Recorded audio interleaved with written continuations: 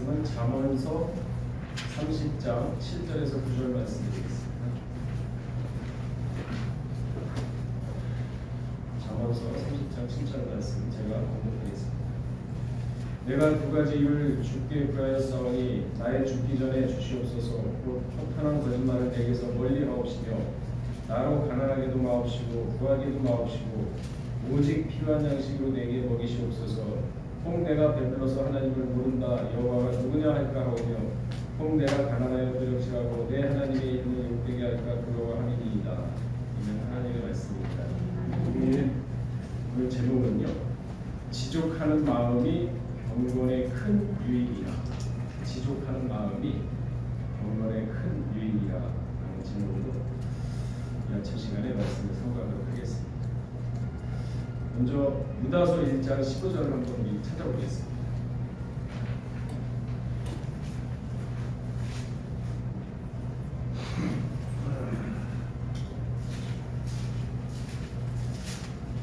유다서 1장 15절을 보게 되면요, 경건에 대해서 나오는데 심판의 대상이 경건치 않은 자입니다 라면서 명확하게 기록이 되어 있습니다. 우리 한 목소리로 15절 말씀 읽어보도록 하겠습니다. 시작.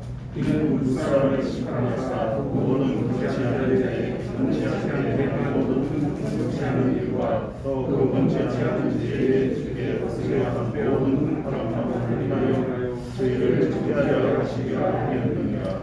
심판의 대상이요, 경건치 않는 자의 경건치 않게 행한 모든 경건치 않는 일.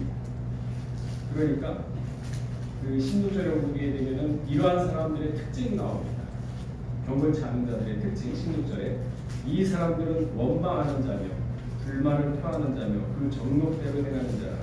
그 입으로 자랑하는 말을 내어 이를 위하여 맞춰가느니라. 그런 사람들이 심판의 대상인데 경건치 않는 사람들.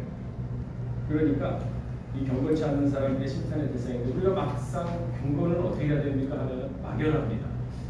그러면은 남들이 보기에 경건해야겠다 그러면 모양만 경건해가지고 경건이 될까요? 그거는 경건의 모양은 있으나 경건의 능력은 없죠. 그래서 디모데전서 6장 6절을 찾아보시면은 경건에 가는 첫 걸음이 나옵니다. 한번 찾아보겠습니다. 마지막 때는 경건치 않은 애는요, 심판의 대상이고 떨어진다는 거죠. 디모데전서 6장 6절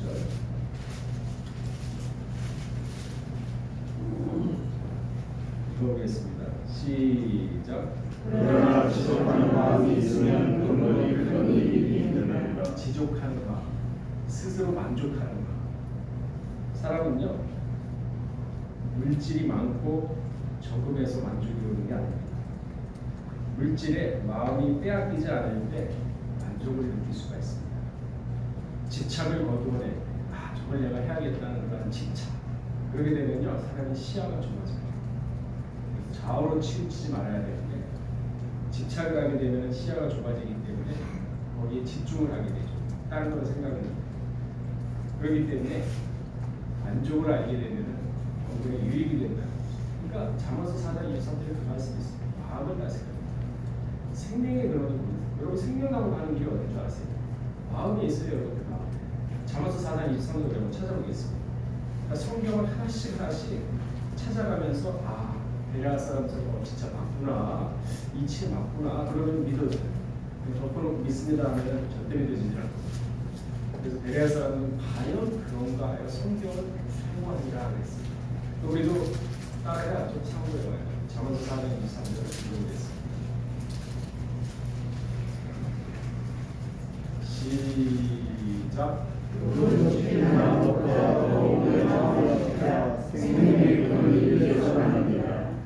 그 구속사 7권에 보면요, 뭐라고 되어 있냐면은 생명의 길을 마지막 때 내겨놨다 그랬습니다. 마음과. 그러니까 여러분 마음을 다스리지 못하면요, 생명을 하는 길을 할 수가 없습니다. 덮어놓고 믿습니다. 내가 때인 만큼 하나씩 알아야 영생이라 돼요. 그래야 영생이야. 알면 그만큼 영적 지식이 높아집니다. 그러면 점점 그 범위가 넓어집니다. 그러면 넓어진다는 얘기는 아는 것만큼 그만큼 믿어지기 때문에 믿음이 더욱더 장성하게 되죠. 자, 자, 그 중에 오늘은 경건입니다. 경건. 오늘 보게 되면요, 본문 말씀을 보게 되면요, 1절에 보게 되면은 아굴의 자문이니 그랬습니다. 아굴의 자문. 그가 이디엘과 우갈에게 이른 것이라라고 기록을 하고 있습니다. 그러니까 아굴이 이디엘과 우갈에게 말하는 것을 기록한 것이 30절이죠. 오늘 보면 잠언 30장. 창세기 족보를 읽으셔서 다 아시겠지만 그 이름 속에는요 큰 기숙사적 의미가 담겨 있다고 했죠. 그렇다면 그거를 기억을 하시고 그러면 이 아굴이 가지고 있는 뜻은 이름의 뜻은 무엇인가? 그것을 통해서 우리가 영적 지식을 한번 넓혀보자는 거죠. 아굴이라는 뜻은요 나그네라는 뜻이에요. 나그네. 우리 인생은 나그네라고 했죠.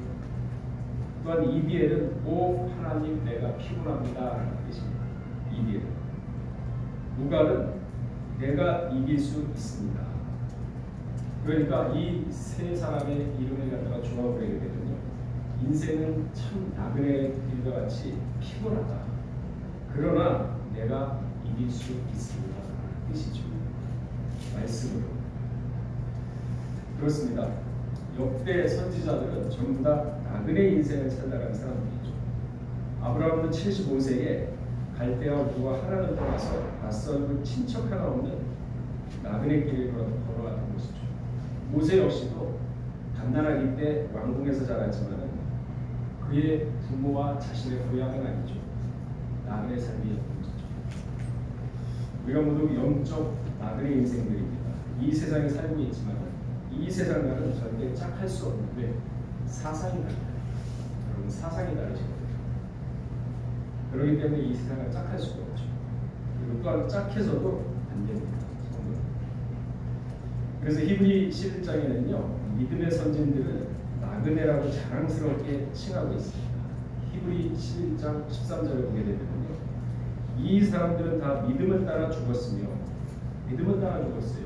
자기 그냥 혈기대로 죽은 게 아니라 믿음을 따라 죽었으며 약속을 받지 못하였을 때 그것을 멀리서 보고 환영하며 또 땅에서는 외국인과 나그네로다라는 증거하였으니 약속 못 받았습니다. 네, 누구만 받느냐? 여인의 후손.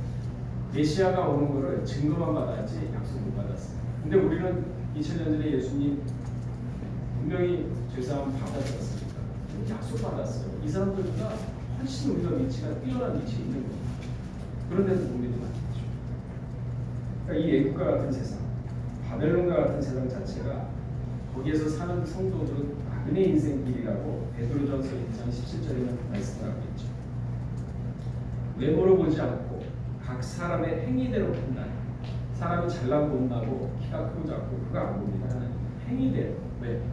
여러분 그 행동을 보게 되면요 그 행동은 그 사람의 마음 속에서 우러나는 거예요. 그래서 행동과 말을 보게 되면 그 사람의 마음 상태를 알 수가 있죠. 그래서 행위대로 판단하신 자를 너희가 아버지라 부른즉 너희의 나그네 있을 때를 두려워하지 마라.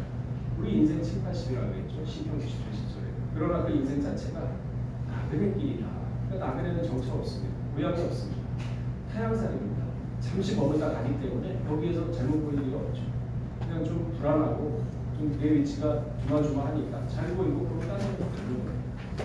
그게 바로 나그네 있을 때는 두려움으로 지내라 그러는 게 우리가 믿음의 성도가 세상을 살 때 그러한 마음가짐으로 지내라 하는 것이거든요.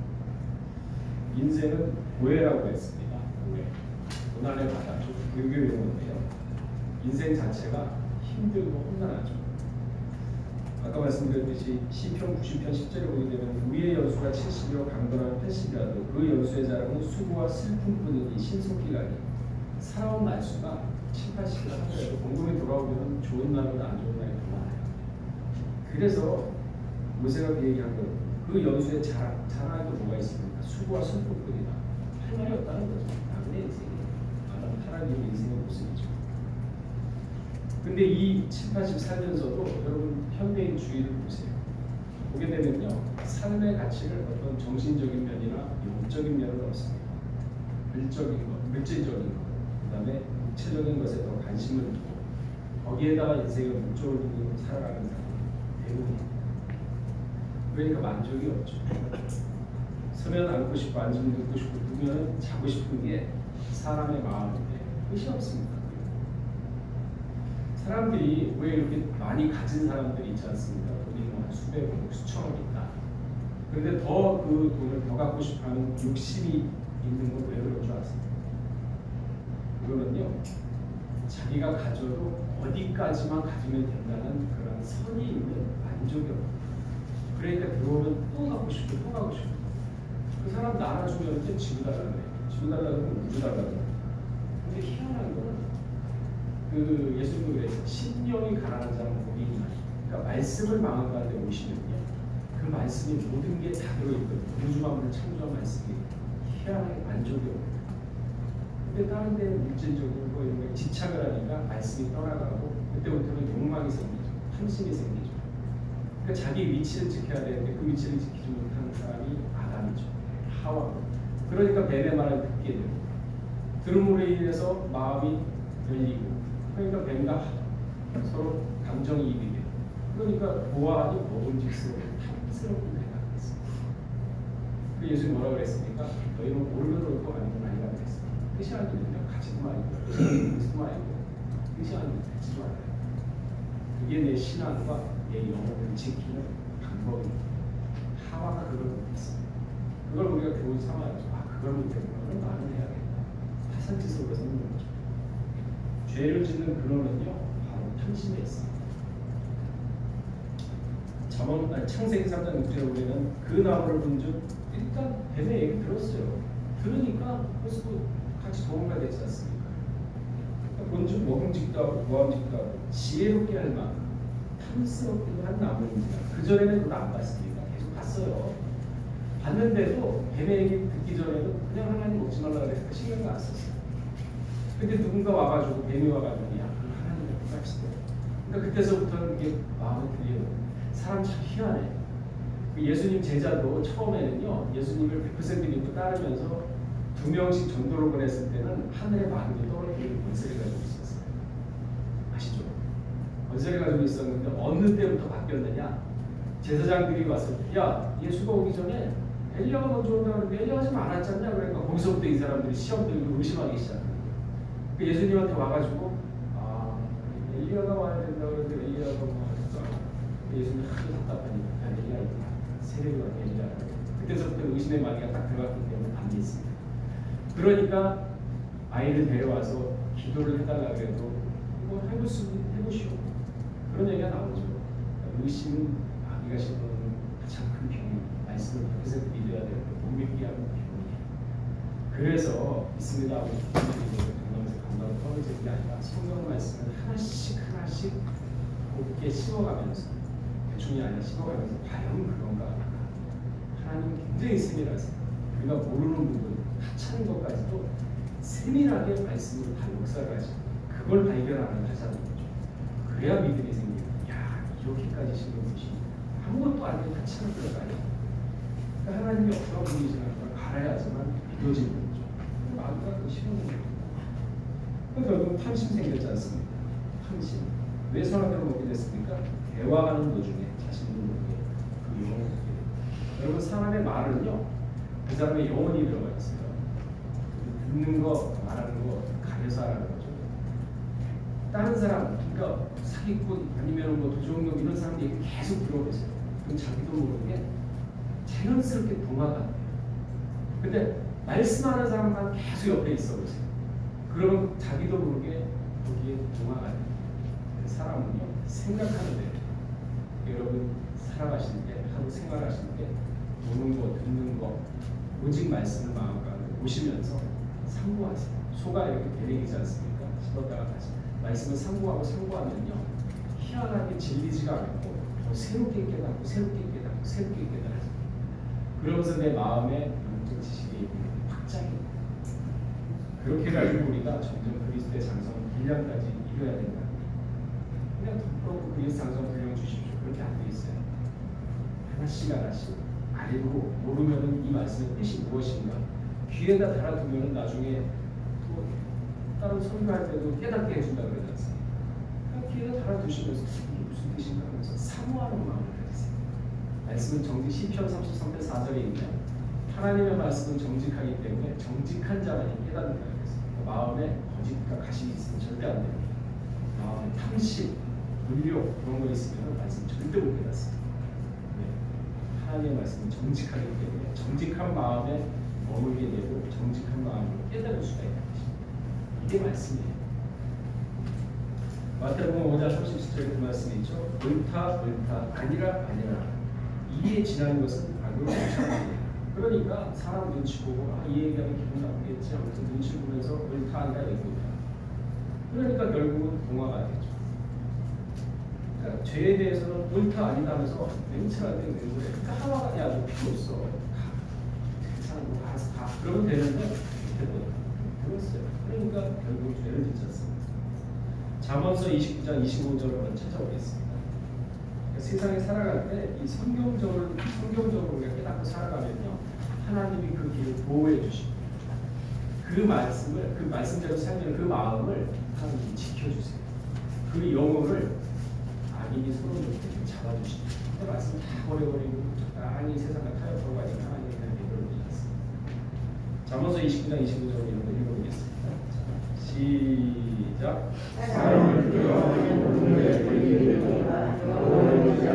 그러니까 하와가 하나님 말씀이 야 됐어 너 가. 그러면은 하나님 야 그래 너 말씀 지키고 사는 거. 그거 인정받으면 인류가 타락 안 했을 거야. 근데 그렇지 않았잖아요. 사람을 두려워하면 올무에 걸리고 여호와를 의지하는 자는 하나님 공동 자세히 사람을 수혜질 가치가 없다고 했습니다. 그렇다고 해서 사람을 무시하라는 얘기는 아니거든요.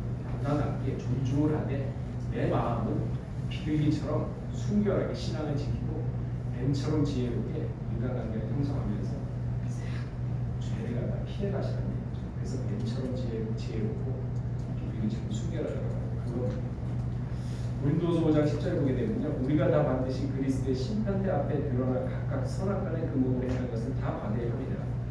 우리가 다 반드시 별단고 기필코 심판대 앞에 씁니다. 믿는 자나 안 믿는 자나 지구상에 왔던 사람 누구도 예외 없이 심판대 앞에 쓰는데 어떻게 되느냐 선악간의 그 몸으로 행한 것을 다 받으리라 합니다. 심판합니다. 요한복음 5장 29절에 보게 되면요 선한 일을 행한 자는 생명의 부활 악한 일을 행한 자는 심판의 부활로 나온다고 했습니다. 이 모두 나그네 인생이에요. 이것 대한 인생 7, 80인데 그리고 나서 분명히 죽는 무슨 징후에 칼로 되고 만족이라고 그랬지 않습니까? 그 만족하고 감사를 하게 되죠. 여러분 하우스 푸어라고 얘기하시죠. 집이 엄청 큰데 실질적으로 돈이 없어서 굶는 사람들 있잖아요. 참 아니 차라리 막 풍족하진 않아도 삼시세끼 일용할 양식 그냥 꾸준히 먹는 게 오히려 낫지 않을까요? 그렇잖아요. 다 60이고 30이에요. 그러는 가운데 만족을 느끼면 감사가 나와요. 그러니까 마음이 가난하지 않고 마음이 부르자기 때문에 전부 다 그냥 탕식이 생기고 심령이 가난한 자는 복이 있다고 그랬거든요. 천국이 저일 거라고 그랬습니다. 자, 전도서 3장 15절 한번 찾아보겠습니다.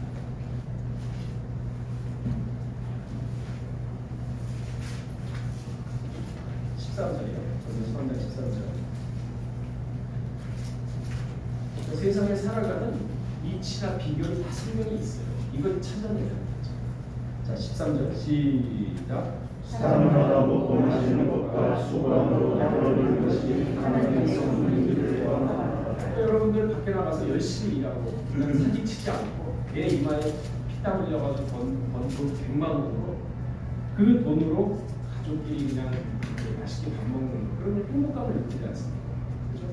그게 바로 낙을 누리는 것이 수고함으로 내가 힘들어서 벌어가지고 그 돈 가지고 내 식구들이 밥 먹는 그 수고함으로 낙을 누리는 것에 하나님의 선물이래요. 거기서 행복감을 느껴야지 가족 간의 정도 끈끈해지고 가족 간의 이해를 생기고 그렇지 않습니까? 자, 전도서 5장 19절도 비슷한 말이 있거든요. 한번 찾아보겠습니다.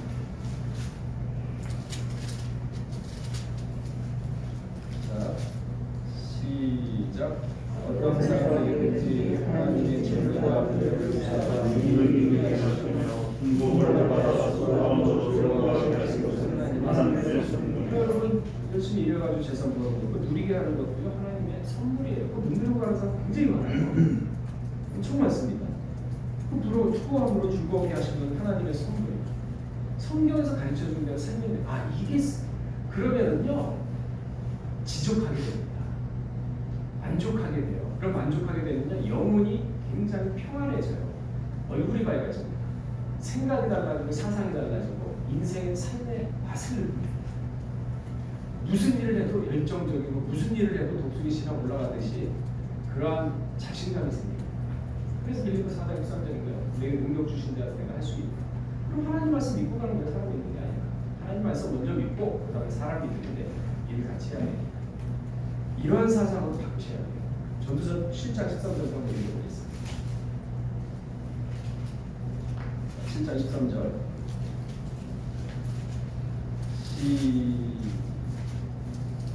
7장 14절입니다. 시작. 공평한 자에는 기뻐하고 공평한 자에는 생각하라. 하나님이 이 두 가지를 행하사 사람은 그 자기를 능히 여길 생각하게 하시라. 보세요. 여러분 인생 살아가다가 좋은 날도 있고 잘 풀리는 날도 있죠. 그리고 안 풀리는 날도 있지 않습니까? 그게 전도서 7장 14절 그 말이에요. 형통한 날도 있고 공고한 날도 있다. 그러면 형통한 날에는 어떻게 하라고 그랬습니까? 기뻐하라고 그랬죠. 뭐 가족끼리 모여가지고 뭐 진급했다 뭐 이렇게 뭐 수입이 좋다 그러면은 가족끼리 모여서 외식도 하면서 가족이 저걸 느끼세요. 그러니까 하나님이 주신 선물입니다. 가족 소홀히하지 마시고 그렇게 해서 딱 느끼고 그래서 거기에서 오는 가족의 행복감 그게 진짜 감사합니다. 입으로 하는 감사가 아니라 이 행복감이 있구나 그러면서 애들이 크는 모습, 애들 잘 되는 모습 그래서 말 한마디 하면서 이렇게 정을 나누는 모습 거기에서 모르게 뿌듯함이 있고 행복감이 오지 않습니까? 그게 하나님의 선물이에요. 감사를 하세요. 그리고 공부한 날 안 풀릴 때는 어떻게 하라고 했습니까? 자살하라고 했나요? 아니죠. 뭐라고 그랬죠? 생각해요. 뭐가 어디서 잘못됐는가? 하나님 내 길을 인도하고 보여주신다고 했는데 내가 어디서 잘못됐는가? 한번 생각을 해보세요.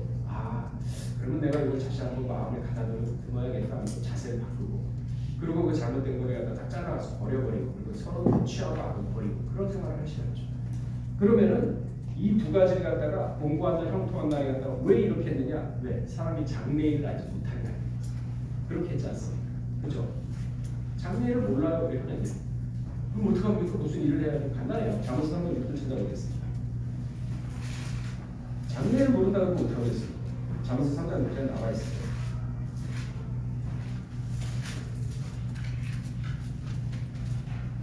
자, 읽어보겠습니다. 시작. 너는 범사의 그를 인정하라. 그리하면 네 길을 지도하시리라. 우리가 앞으로 태어나는 거 하나님 모르실까요? 아니죠. 우리가 가는 길을 아실까요? 모르실까요? 아니죠. 예수님은요 자기 인생이 아니라 십자가에서 자기 영혼을 바쳤어요. 영혼을 의탁한다고 했어요. 그럼 우리 영혼을 의탁하는 사람은 부인인가요? 아니요. 남편인가요? 가족을 못하잖아요. 그죠? 인생도 대신 못 살아줘요. 내가 나 자식이고 하지만 하나님은 그 인생 책임져 주시고 영혼까지. 그러니까 내 하는 모든 일에 하나님은 인정을 하라. 내가 가는 모든 일을 내가 어디 누구 만나러 간다. 그러면 그 시간 그 공간에 하나님 함께 해주시옵소서. 성령께서 선을 이루게 인도하여 주십시오. 성령님을 먼저 보내주세요. 믿고 가세요. 그럼 하나님이 인정하는 거 아닙니까? 그죠? 하나님은 그런 주관이 있기 때문에 권능이 있기 때문에 인정하는 거 아니에요. 그럼 내 길을 지도하시게. 이게 믿음이에요. 남들 다 믿는 거 못 믿습니까? 믿지 못하는 거 믿고 나가는 거죠. 그게 믿음의 대장이고 그게 신앙의 대장이에요. 모험이고. 그래야지 신앙이 장성하고 이룰 수가 있죠. 오늘 말씀이 경건은 지족하는 건 경건의 큰 유익이라고 했습니다. 간단하잖아요. 만족하는 거. 그러니까 남의 돈 탐내고 그런 거 하지 마세요. 큰 죄악입니다. 평생 근침하다가 마음 편하지도 않아요. 그러니까 내 이마에 땀 흘려가지고 번 돈 100원 벌었다. 그럼 그 100원 가지고 심지어는 뭐 종이박스 주워가지고 하루에 뭐 3만 원 벌었다. 그러면 그 3만 원 가지고 1,000원, 만원씩 1,000원 라면 사다가 집에서 끓여 먹으면서 거기서 느끼는 행복감이 있습니다. 만족감이 있습니다. 그러면 사람은 탐심이 떠나갑니다. 그게 바로 경건의 생활이에요. 덮어놓고 경건 주시옵소서. 오늘 하루 이 경건이 과연 무엇인가? 지족하는 거구나. 지족할 수 있는 심령이 가난한 마음을 허락하여 주시옵고 내 눈이 범위에 벗어나는 그럼으로 인해서 탐심과 탐욕으로 죄를 짓지 않게 하여 주시옵소서. 겸손한 마음으로 하루를 시작하시는 예배로 누군가 되시길 주님을 축원하겠습니다. 네, 기도하겠습니다. 마지막 때 경건치 않는 자들은 심판의 대상이 된다고 하였습니다. 경건치 않은 말과 경건치 않은 많은 행동으로 인해서 하나님이 반드시 심판한다 하였사오니 경건의 비결은 현 생활에서 지속하는 것이라 하였습니다. 작은 일에 충성함으로 인해서 또한 형통한 날은 가족과 행복감을 느끼고 공부한 날에는 무엇이 잘못된지 생각함으로 말미암아 다시 한번 가는 길을 준비하고 다시 한번 가는 길의 목표를 설정하면서 확인하고 나아갈 때 하나님 반드시 그 발걸음과 그 인생길은 인도하여 주신다 하였사옵나이다. 또 우리 예배국 각 사람 한 사람 기억하여 주시옵고 가정을 기억하여 주시사 범사의 주를 인정함으로 말미암아 그 가는 길이 펑크만 어두운 길이 아니라 밝은 광명길이 되어서 모든 일이 만사형을 통해 축복으로 인도되는 길을 살 수 있도록 은혜를 더하여 주시옵소서. 오늘 하루로 지속함으로 말미암아 오늘 경건한 하루를 하나님께 온전히 드리는 그러한 모든 예배국 봉사자들 다 될 수 있도록 은혜를 더하여 주시옵고 모든 말씀 드리고 나올 때 존귀하신 예수 그리스도 받들어 감사하게 드렸사옵나이다. 아멘.